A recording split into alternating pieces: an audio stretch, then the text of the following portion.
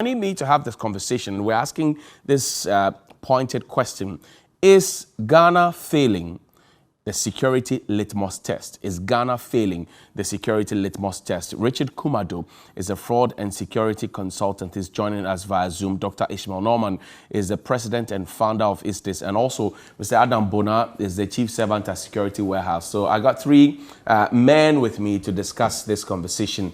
Welcome, gentlemen, on Zoom. Good morning. How are you doing? Doc, good morning to you.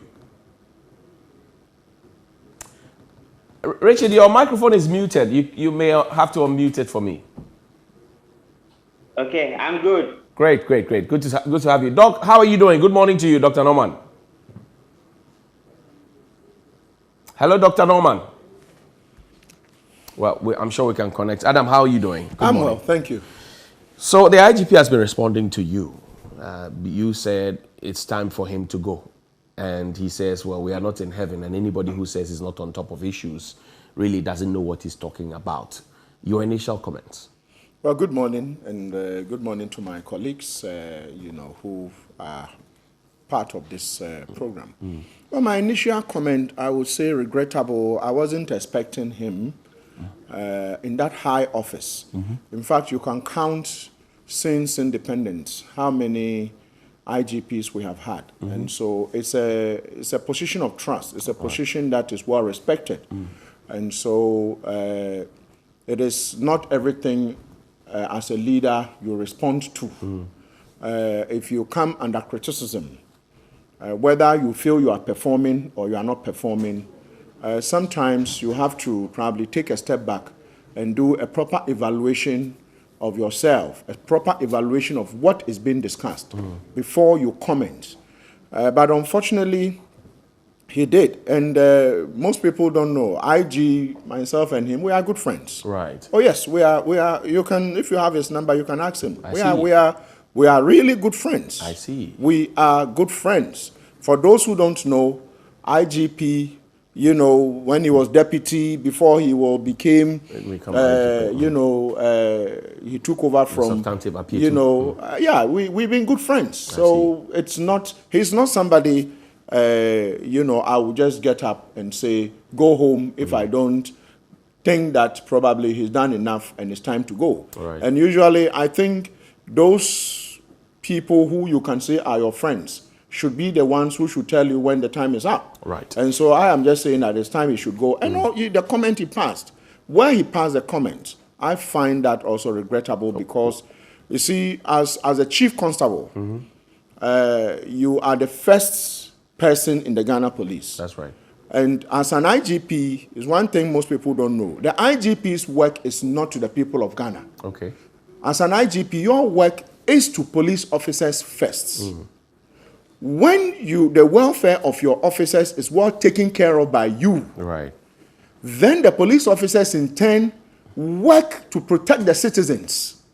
So directly or indirectly, security becomes best when you have an IGP who is serving his subordinates the way it should be served. And you can go back in the Fourth Republic.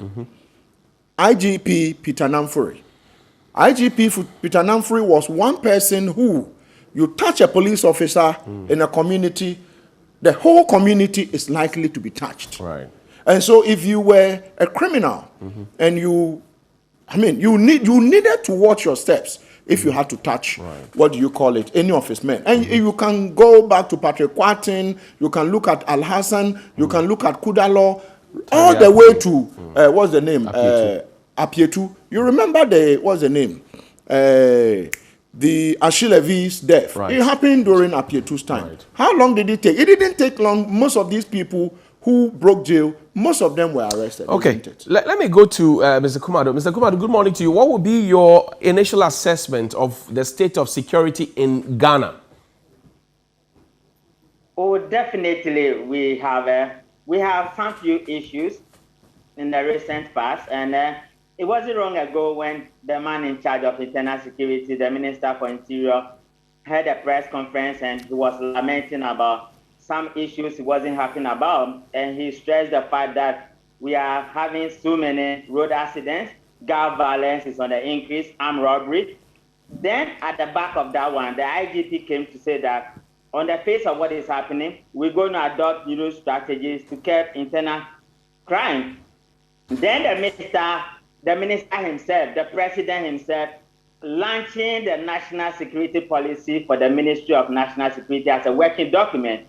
Stress the fact that with this document, it gives the ministry a broad step to have an effective oversight responsibility of the institutions that make it to the National Security Council. Then at the back of that, there have been some few killings, and unfortunately, one of our young men was shot dead as a police officer. So these are issues for worrying, and these are issues to reconsider, so that those in charge of state security will need to beef up a bit. Otherwise, the criminals are fighting with them as to who controls the public space. And I don't think the police want to lose that fight. That is why they are fighting very hard.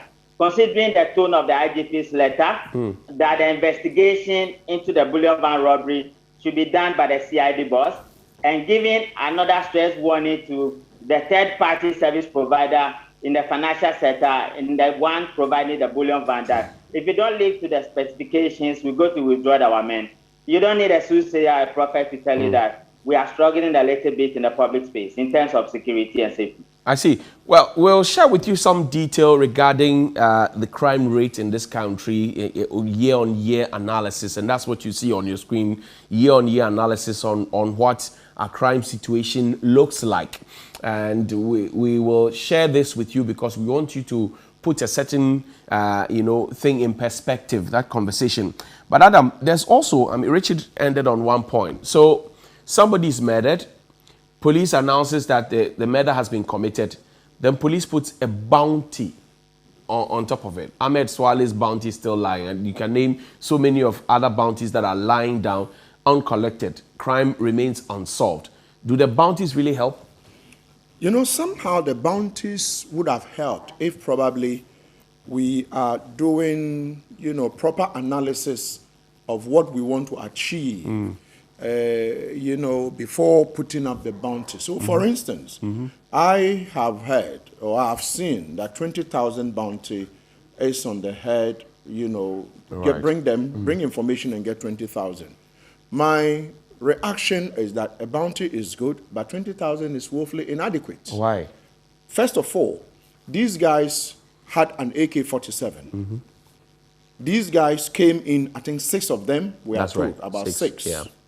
They came, well organized. This looks like an organized crime. As we speak, we don't actually even know how much money was taken from the bullion, van.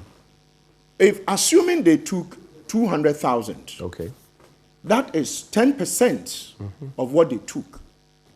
In the sharing ratio for criminals, what usually gives criminals out usually is a sharing ratio sometimes. Okay. Who gets the lion's share? Who gets the lion's share? Because if it's an organized crime, the boss is sitting somewhere, the amount of money involved is 200,000 or 250. He gives you, maybe the guy guarding the yard, 5,000, you take this, you take this, you take this, he takes maybe 100,000. So assuming, without admitting that they took 200,000, and the bounty, let's say, was 150,000 for whoever brings information. What happens is that if the sharing ratio didn't go well, one of them who feels that, I can also be boss. I can get this money and get myself some small kiosk or some small land and start my life or even move away from Accra, would quickly run.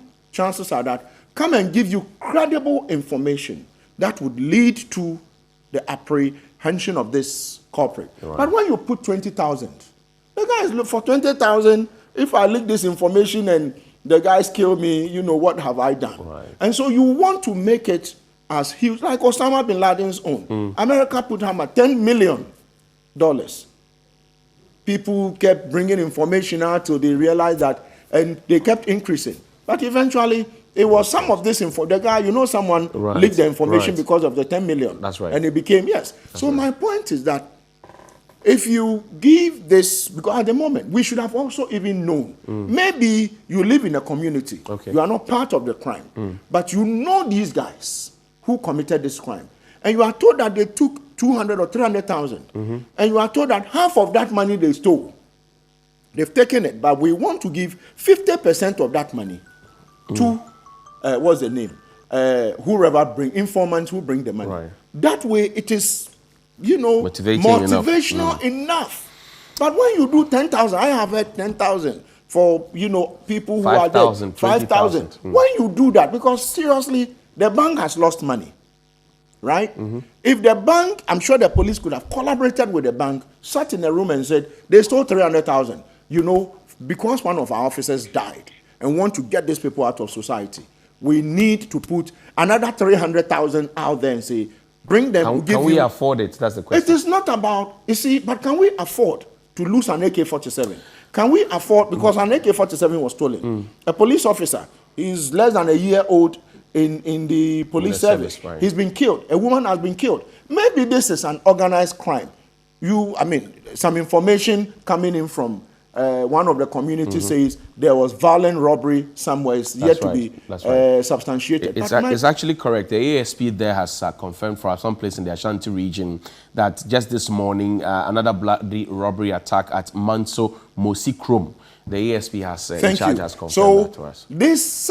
I don't want the IGP and those who think that some of us are being hard on him to say that, no, we are being. The truth is that we have a challenge. Let's come together and fix it. Come together and solve. Thank you. Dr. Norman, you've joined us now. Welcome. Thank you very much. You are the president of ISDIS.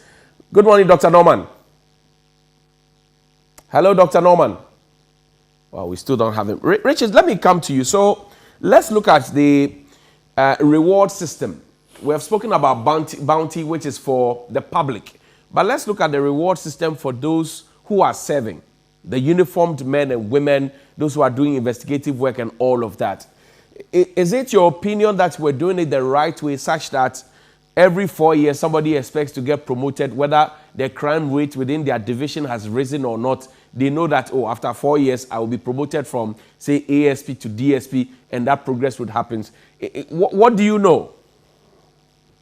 No, security is a management tool, and we must assign responsibility to officers in charge of certain positions, and their responsibility goes with being accountable to whoever has appointed them. When teams are not performing, it's the manager decides, and new managers take over. But I can understand my brother Adabona, because the IGP is his body and his friend. I don't have that privilege. And so please tell Adabona, my brother, that anytime he speaks that way, he's putting all of us in trouble. And our head is on the line now, but that is on the lighter side. But you see, it is the president who appoints whoever must play in his team. And it is the president to do the benchmark to see whether the people he has appointed are actually performing or not. But as somebody who has served within the Secret Service before, it's not automatically that you'll be promoted in 4 years. The bosses I have served under, I have the privilege of serving under some of the best people in the world. Your motivation is number one. Right. Your safety and your security is number two.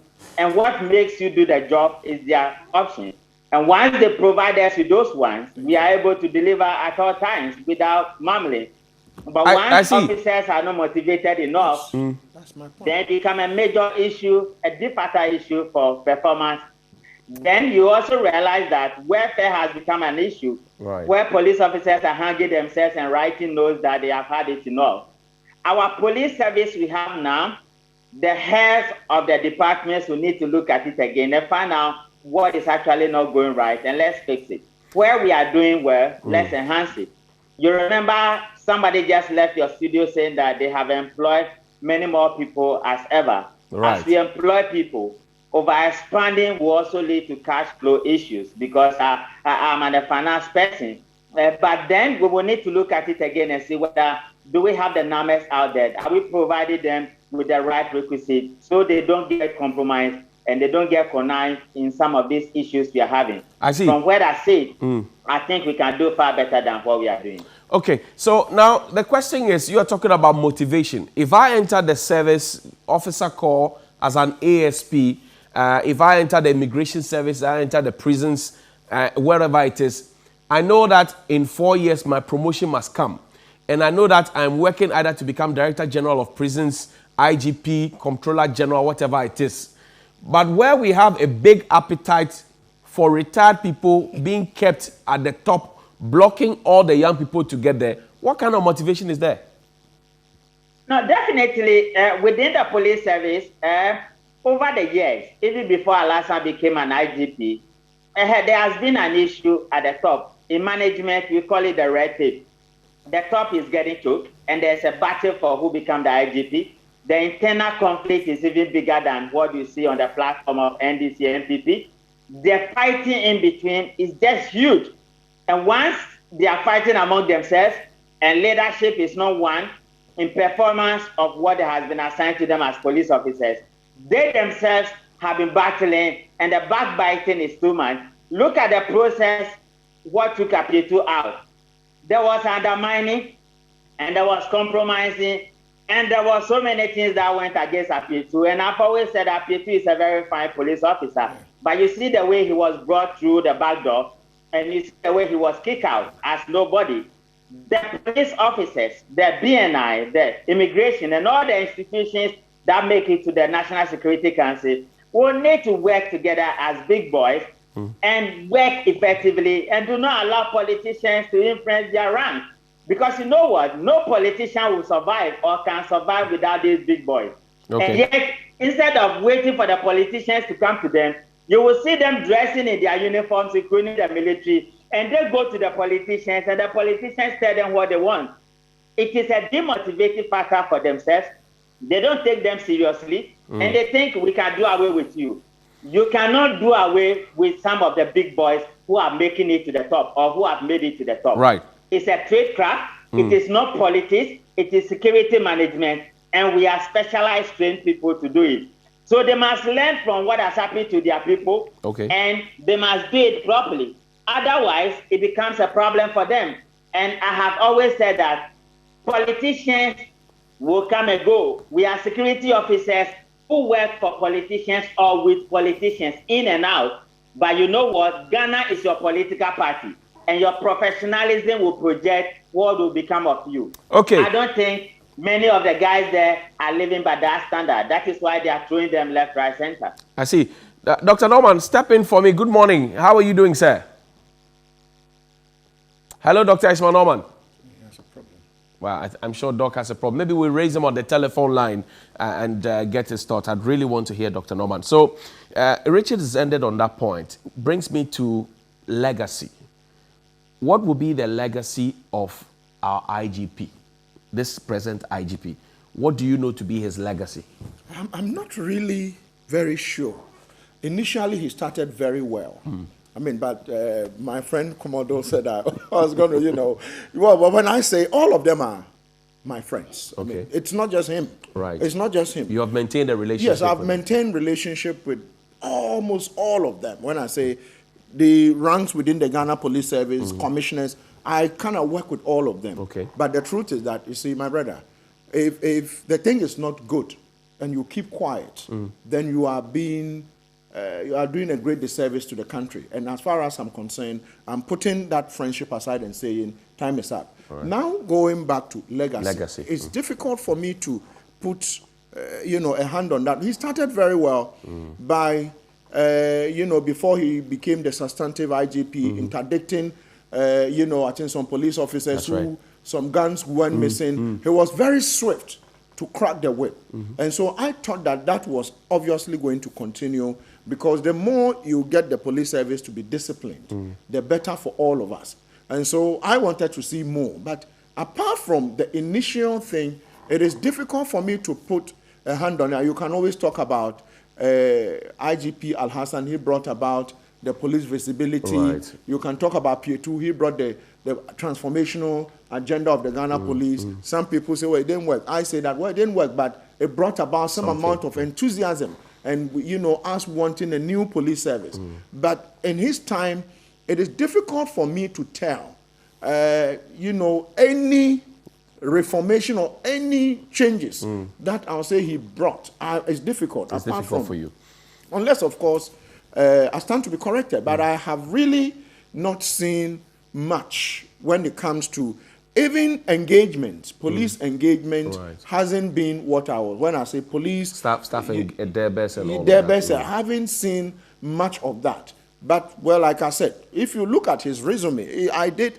And one thing people don't know is that before he became the IGP, myself and my team conducted who should be the next IGP. Okay. And this was a public. And what did you find?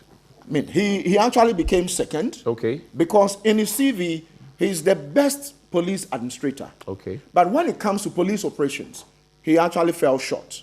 Okay, and so in terms of police, and this was we published it. It was published everywhere. And so anyone when you go on there, you would notice that for us to have to do this research meant that you obviously would know who is who. Right. And so I'm speaking this way by saying that, well, these appointments are done by the president. Okay. And so it's difficult to... Let me hook on to Dr. Norman, who's joining us via telephone. We've tried Zoom. Technology is not behaving this morning. Dr. Norman is the president and founder of ISTIS. Doc, thank you very much for joining us, and good to have you. Thank you, Johnny. Happy to join you. Great. Key question to you, is Ghana failing the security litmus test? Is Ghana failing? The security litmus test. I wouldn't say completely. There are certain areas that we can improve, but generally, I will rank them at 7 over 10. 7 over 10. And yes. What would account for the 30 that's failing? Well, we all know some of the issues that have cropped up. There are management problems that I think they need to do a holistic evaluation of what they need to do in terms of promotion, retention of expired contracts and so on and so forth. People over 60 that are still being retained. But this issue has to be spoken to by the leader of the president. Then operational challenges. The operational challenges have been with this organization for a very, very long time, where police officers don't basically have the equipment, the tools for them to work with, and then you have police stations that basically don't even have any kind of telecommunication system to communicate with others in case of enforcement or just basic actions. They can't do it. So there are a lot of issues there. And then we have personnel issues in terms of the way recruitment is being done. Right. At this day of the world, we are still recruiting police officers who basically don't have much of education. We need to change that. We should recruit them to train them in the science of policing, because it's a science as well as an art. Right. And so there are a lot of issues. That's what pretty much Doc, you need to reposition yourself. Your line is breaking. I don't know what the telecommunication system is doing this morning, because it's hard for me. But is it better here? It is better, unless, except to say that your TV volume is also intruding. I don't have TV on. Well, then somebody is speaking through you. Oh, I'm sorry. I don't have a TV on. Sorry about that. Okay, so let's hear you. Okay, so when you look at all the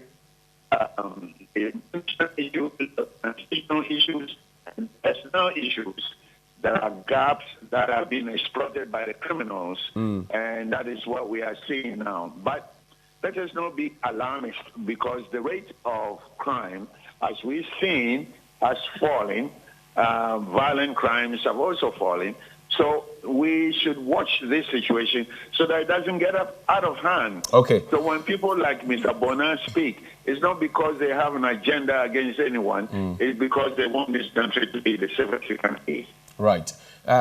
Richard, you have the final word on this. I'll give you 1 minute each to all my guests. So there have been allegations, so if you like, word in the grapevine, that the police does not have the free hand to do what they want to do. And you've heard the conversation about bulletproof vests and helmets and all of that. Politicians are talking about retooling, hiring. You hear MPs saying, oh, during my tenure, I've been able to put 50 people in the police and all of that. Is it your view also that politicization perhaps doesn't give the police the free hand to do what they have to do, in your closing remarks? Yeah, definitely. The politicians have bastardized not just the police, but all the security agencies. Somebody just left your platform saying that they have recruited more than ever before, and nobody has seen any recruitment flying all over the place, but people are coming. I have always insisted that in this current police administration, we have political police and protocol police and proper police. We don't know where to place them.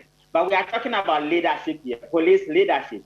If the IGP, from what my brother Bona is saying, is good at administration, then probably he will need to look at mobilizing an operational team that will help him to do a good job. Remember, he's appointed by politicians, and therefore his appointment is a politically influenced.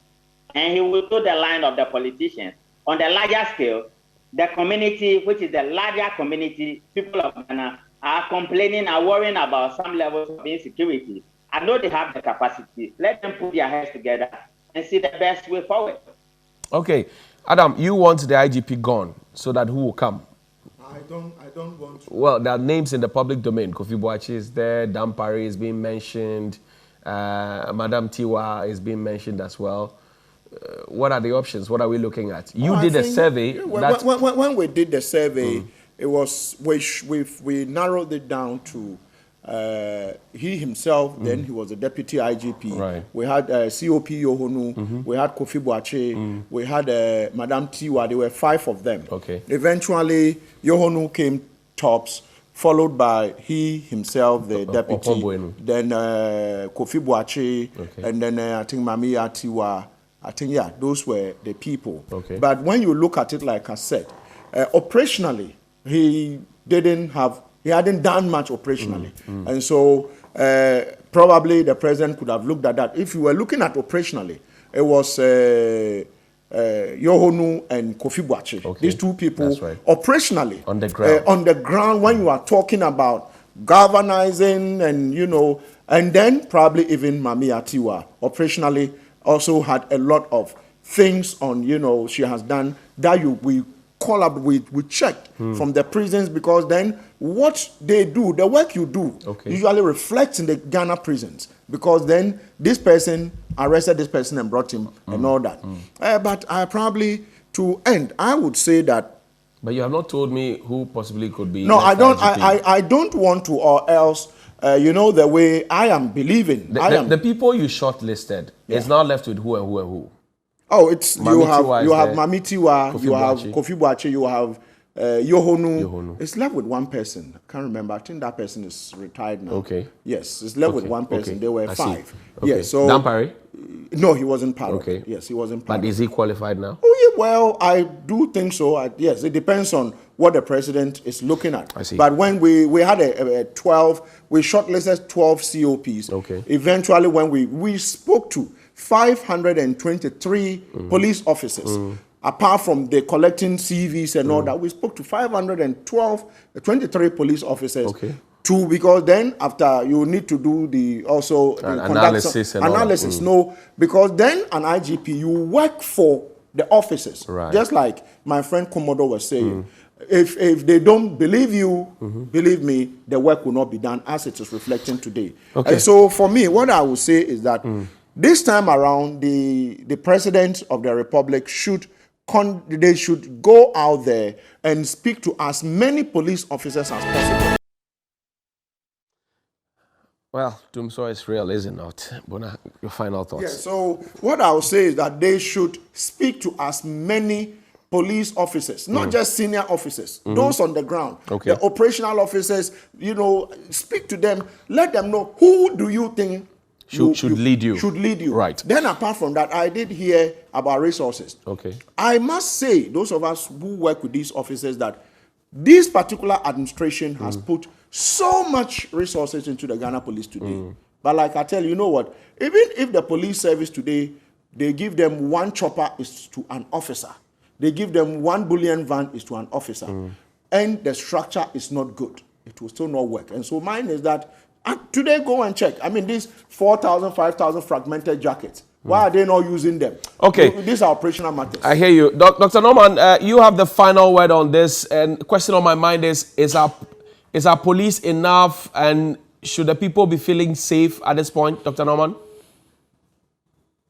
Well, we don't have Dr. Norman. I think he's gone. Thank you very much, Adam Bona. Grateful for your time, as always. And I had to drag Adam out of the meeting to come and join us here this morning. Also, Mr. Richard Kumado, he was on Zoom as well as a fraud and security consultant. Happy birthday to Vinora Benjamin Ashia of Ablekuma NICU, and the CEO of Vic Couture. Also to Fifi Nete, my brother at the Ghana International Press Center. Happy birthday to you, Fifi. And also to you, little Zadok. It's your birthday today. Happy birthday to you. And also to Pastor Yvonne Hoya. This is from Senior Lady Nanama Dankwa Smith. It's your birthday today. Zadok actually is my grandson. For those of you who think I don't have grandchildren, I do have grandchildren. We'll see you after the break. There's more.